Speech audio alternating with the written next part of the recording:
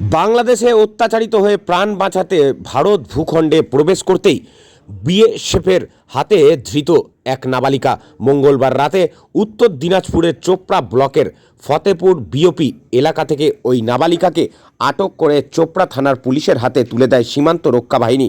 এরপর ওই রাতে তাকে হোমে পাঠায় পুলিশ। জানা গেছে, বাংলাদেশের পঞ্চগড় জেলার বাসিন্দা ওই নাবালিকার পরিবার ইস্কনের ভক্ত। শুধুমাত্র এই অপরাধেই তাকে বাড়ি থেকে তুলে নিয়ে যাবার লাগাতার হুমকি দেওয়া হচ্ছিল। শেষমেশ কোনো রাস্তা না পেয়ে ভারতে পালিয়ে যেতে বাধ্য হয় ওই নাবালিকা। জলপাইগুড়ির বেলাকোবায় এক আত্মীয়ের বাড়িতে যাওয়াই উদ্দেশ্য ছিল তার কাছ থেকে বেলাকোবার আত্মীয়ের ফোন নাম্বার পেয়ে পুলিশ তাদের চোপড়া থানায় রাতেই ডেকে পাঠায়। এরপর জিজ্ঞাসাবাদের পর তাকে আইনানুগ পদক্ষেপ নিয়ে জেলা শিশু কল্যাণ সমিতির মাধ্যমে হোমে পাঠানোর ব্যবস্থা করে police. Bureau report, daily news Kolkata. পরবর্তী খবরের জন্য অবশ্যই চোখ রাখুন ডেলি নিউজ পর্দায়।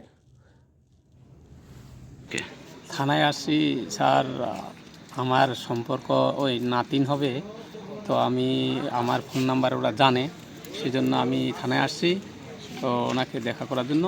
তো ওরা তো ওইদিকে ও আমাদের ইস্কনের ভক্ত বলে ও টর্চারিং করেছে, তারপর ওকে কিডন্যাপ করবে এই ভয়ে তো ও আসছে, সেজন্য আমার ফোন নাম্বার ওরা নিয়েছিল, সেজন্য আমি আসছি দেখা করতে। ওনার কাছে শুনলাম ওই তো ওইটাই যে আমাকে এইখান থেকে কিডন্যাপ করে নিয়ে যাবে। আমি বাপের এক মেয়ে, আমি ইস্কনের ভক্ত, এই ইস্কনের ভক্ত হয়ে আমার দোষ হয়েছে, সেজন্য আমাকে এই জন্য ওরা বাড়িতে আসে হুমকি দিচ্ছে। বাংলাদেশের কোথায় বাড়ি ওনার? বাংলাদেশের বাড়ি হচ্ছে পঞ্চগড়ে।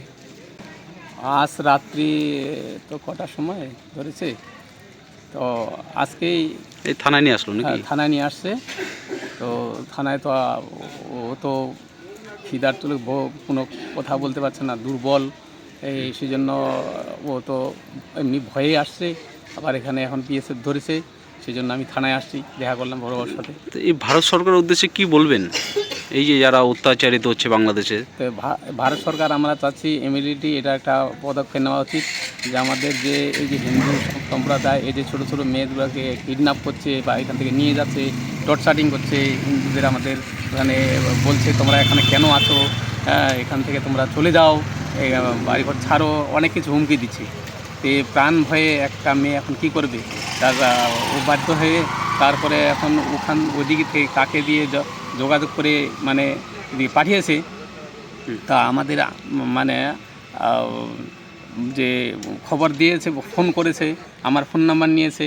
আপনারা তো আমাদের যেহেতু আমাদের সম্পর্কের আত্মীয়র সম্পর্ক, সেজন্য আমার এই বিপদ হয়েছে, তা আপনি একটু আসে আমার দেখা করুন।